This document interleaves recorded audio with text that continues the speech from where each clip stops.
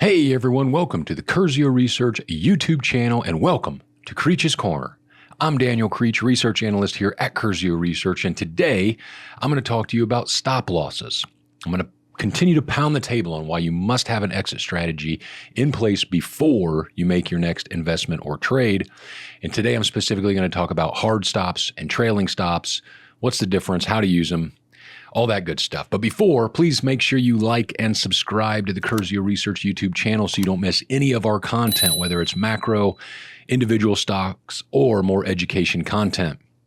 Thank you in advance. Let's talk about stops. Cue your favorite song. Everybody stop and listen. Before you make your next investment or trade, I want to make sure that you learn from my mistakes and have a plan in place, have a thesis, but have an exit plan in place before you buy your next stock or investment. That's right. You want to have a pull the ripcord. Hey, screw it. I'm out. I'm done. I'm over. When do you cry uncle? Let's talk about two popular stop loss strategies. You have a hard stop and you have trailing stops. Let's go over one at a time here. Hard stops are like it sounds. It is a hard, firm level. So we'll use Meta platforms as an example here. Think of hard stops as stubborn stops, okay? I've been called stubborn or bullheaded during arguments. I'm sure you have too. But a hard stop, and again, we'll switch over here to Meta. And I grabbed this a few days ago. So if you wanted to enter in a position at Meta around this time, it was trading at $607.05. Now, we'll get into how you can adjust these, but let's just say, for example, that you wanted to use a hard stop and you wanted to place an investment or trade in Meta at 607.05. Well, if you picked a 25% hard stop and you entered the trade at 607.05, that means 25% lower in Meta would be $455. Now, the point here with this hard stop is if Meta falls and goes through the 455, you simply cut your losses, you sell your stock, move to the sidelines, and move on to the next opportunity. This stop loss strategy takes the emotion out of investing, and that is key because you don't want to just be buying and selling based on emotions or gut instincts or anything like that. So the real important, one of the key aspects of a stop loss strategy, in my opinion, is that it tells you when you're triggered and just simply move on. Leave emotions out of it, move to the sidelines. Doesn't matter the reason, if they came out with bad earnings, if it was just a global market sell-off, if it was a COVID pandemic or whatever. The stop loss is there to eliminate emotions. So in this case, 25% hard stop would stay at 455. Now, I don't care if Meta rallies to $1,000 a share. A hard stop, remember, stubborn, bullheaded, a hard stop does not move unless you move it. So Meta, could rally to $800, $900, $1,000 a share, and your hard stop would stay at 455. That's the definition.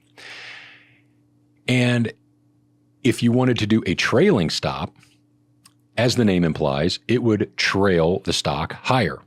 So in this example, and we're using the same chart here of Meta at 607.05, but if Meta rallied, just an example, from 607.05 up to the $700 level, where you see that red arrow, your trailing stop would follow the stock higher, and instead of 455, when you originally started your position, now that trailing stop moves to $525. Meaning share price climbed up to 700. Now, if it falls to the 525 level or 25%, that's when you pull the ripcord and you're out. Again, putting emotions aside, just saying, hey, the market pulled back. The key aspect here is the trailing stop follows the stock to the highest price. So if Meta rallies and goes to 700 and then falls back down to, say, 600 and goes sideways for 3 months, your trailing stop is going to continue to be 525. It's going to continue to stay 25% below the highest point of that stock, if that makes sense. So if it goes sideways for, say, 3 months at 600, you're just sitting there enjoying it, holding your shares. And then if it rallies to, say, 850 or 900, again, your stock will move up 25% below its highest point. So you have hard stops, which are just stubborn, bullheaded, trailing stops, which are which move around. They only go one way. They only go higher when the stock climbs to a new high. And then it maintains its percentage based on the highest point of the stock. So there you have it between a hard stop and a trailing stop. Now, I'm going to be honest here with you and transparent in that I want you to have a plan in place because it helps with your investing emotions. And that is key and something you'll uncover alongside your journey if you already haven't. Emotions play a magnificent role in investing, similar to how emotions do in playing poker or cards. When do you use a hard stop or when do you use a trailing stop? And then what percentage of stop loss should you use? Should you use a 5% loss, stop loss, or a 10, 15, 20, 50, whatever? How do you make your decisions? Well, you don't want to treat all stocks the same, okay? Do not paint with such a broad brush that you think every stock is the same. And what I mean by that is, and I'm going to pick apples and oranges here just to prove an example, but you don't want to go into the same trade or investment with just any stock because volatility plays a huge role. And there's all kinds of wonderful tools, platforms, and different things that you can really dig in and you can look at in a given year, what's the volatility range in a specific stock? What is it expected to move? And you can really go as far down the rabbit hole or keep it as simple as possible from a macro level. But my point here is that this is a 6-month chart of strategy, formerly known as MicroStrategy, the business software cloud company that transformed its business model into buying Bitcoin and holding it. It calls itself the first Bitcoin treasury company. And the point here is to show you that you wouldn't go into the same mindset or trade in strategy as you would other stocks, because look at this.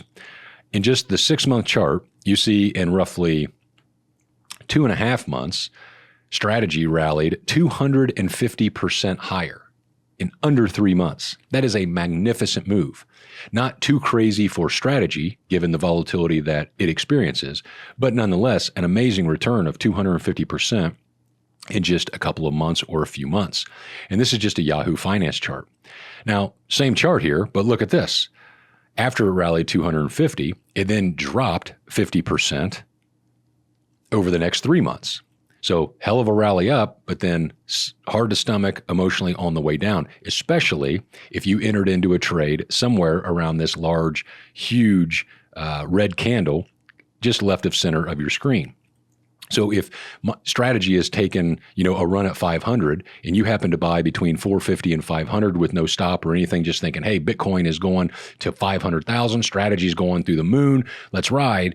Well, you've had nothing but pain, kicking yourself, second guessing, questioning, and wondering what in the flying Florida is going on as the stock can pull back.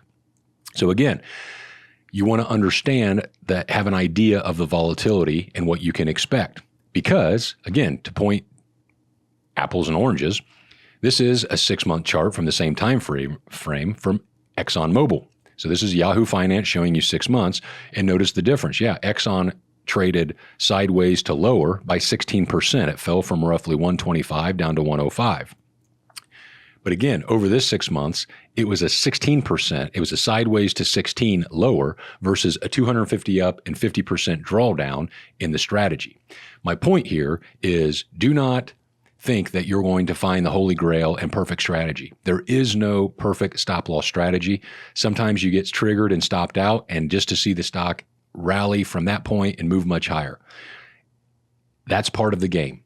This is like baseball in a sense, to where you don't have to bat 50-50, or you don't have to hit 7 or 8, 9 times at bat. In fact, the best baseball players strike out or don't get on base the vast majority of the time. So think about if you were batting 300, that means 70% of the time, 7 out of 10, you're not doing well, and 3 out of 10, 300, 30%, the way they do that, you're doing great. So 3 out of 10 is amazing in baseball. You want to keep a similar mindset, have a short mindset, because you just need to grasp and understand you're not going to consistently pick the tops and the bottoms of markets and stocks, okay? I know you hear friends and family and people on the internet and everything tell you they do. Just take my word for it. It's done a lot less than what people say. And my point here is, we'll go through another example with Palantir here. But my point is that you don't, whether or not you're going into a long-term investment or a short-term trade, have your thesis in place and understand characteristics about the stock. If you're in something related to Bitcoin or something much more volatile, you don't want to go in and just put a very tight stop unless you understand that you're going to be trading in and out and you're being available and paying attention, because you can get triggered rather quickly. For instance, if you buy strategy and put a 5% or a 10% stop, you could be closed out in any given day. Even with a 25%, that's going to give you some wiggle room. And hopefully, again, there's no perfect holy grail, but I'm giving you some perspectives and some data points to think about when you enter in your next investment or trade. More on that in just a moment, but let's have a look here at Palantir as an example. So, because we're going to get into the weeds here and talk about some details within this strategy. So Palantir, this is just a FinViz chart. And let's say that you entered into Palantir and it went sideways here, and then as it started breaking out, and let's say that you entered into a position at $50 per share, and you put a 25% stop on this. Now, that would mean if Palantir falls from 50 to 40, you cut your losses, you're out. Now, as you can see from the chart, Palantir, if you would have bought it here on this outbreak, red arrow, it rallied all the way to kind of the 84-ish level, and then it pulled back a solid 10%. But with your 25% loss, you're not worried about a 10% pullback. You're still in the trade. You're still in the investment. So all is well. Emotions are just hanging out there. Now, you'll notice when Palantir rallied after this 10% pullback that we saw up here at this arrow, about a month later, Palantir rallied and went to $84 and then sold off rather hard. And it went from 84 to roughly 63. Now, I'm rounding here, so you'd have to look back at the data to see the exact. But 84 to 63 is a 25% pullback, and you would have gotten stopped out. And then what happened? Palantir rallied around to the $80 level, a little bit higher than that. This gap up and then rallied to the 125 was off of solid earnings. Why am I sharing this?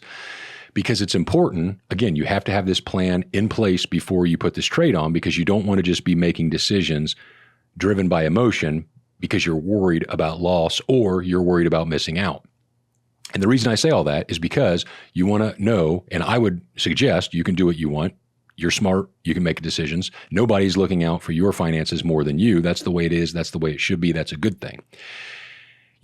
I would use the closing prices of the stock each day. And so what I mean by that is, depending on where the stock could rally, just like that MicroStrategy chart, when it rallied to 500, it came all the way back down before closing. So that $500, I would kind of throw that out from my stop loss strategy. I wouldn't use the highest point. You can if you choose to. There's no rocket. There's no right or wrong here, is my point. I'm simply pointing this out because depending on intraday prices or closing prices, it may or may not have kept you out. Here at Curzio Research, if we took intraday prices instead of closing prices, we've had situations where we would have been closed out, because I would say, oh man, if market closed right now and we're down X in this stock, well, if the stock rallies back above our stop and then closes, then we're not out of the trade. And that's worked in our favor, and then it's gone sideways and then just back down and stopped out. Again, it's not a perfect situation, but it helps you take away the emotional side of it. Now, depending on your stop loss, and this was a 25%, or whether or not you're taking closing or intraday prices, let's just continue with the example here.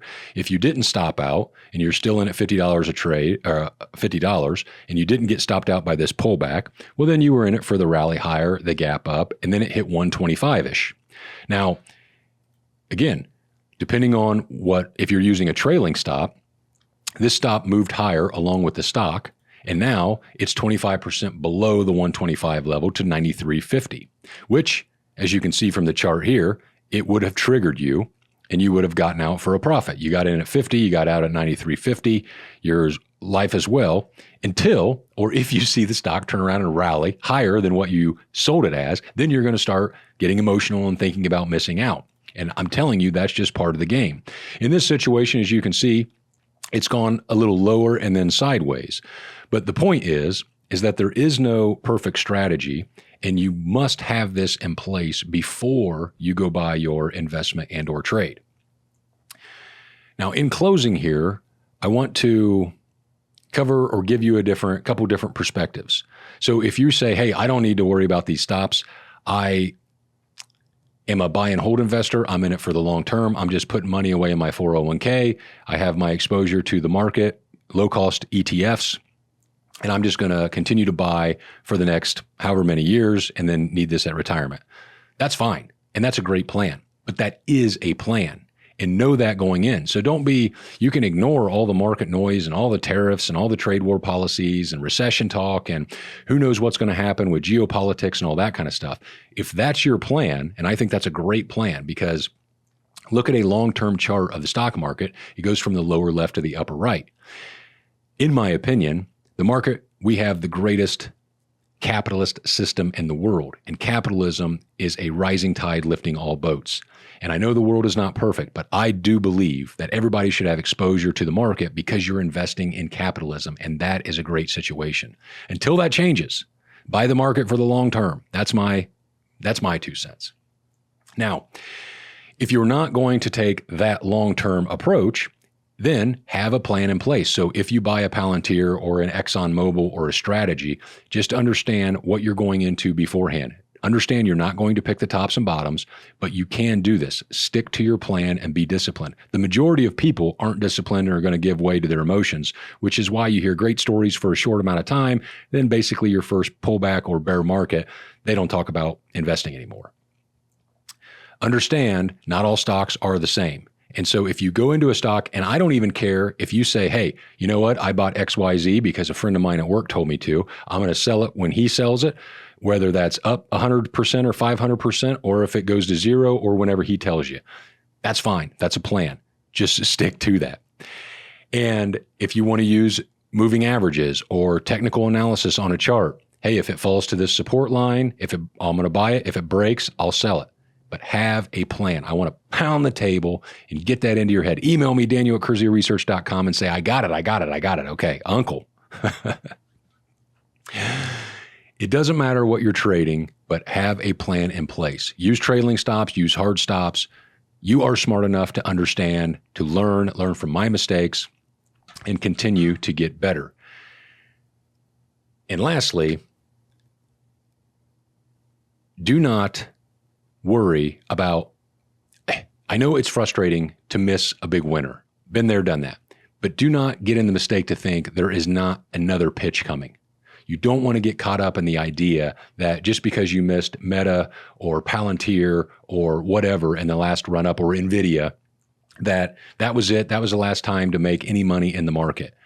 Don't fall for that. Again, this is a long-term game is how you want to view this. You want to be in this for the long term, for several business cycles. Get used to the fluctuations of up and down. Have a plan in place. That way you can execute it. And when crap's hitting the fan and you got all this noise, yes, it sucks to close out. Yes, it sucks to take losses. It's just part of the game.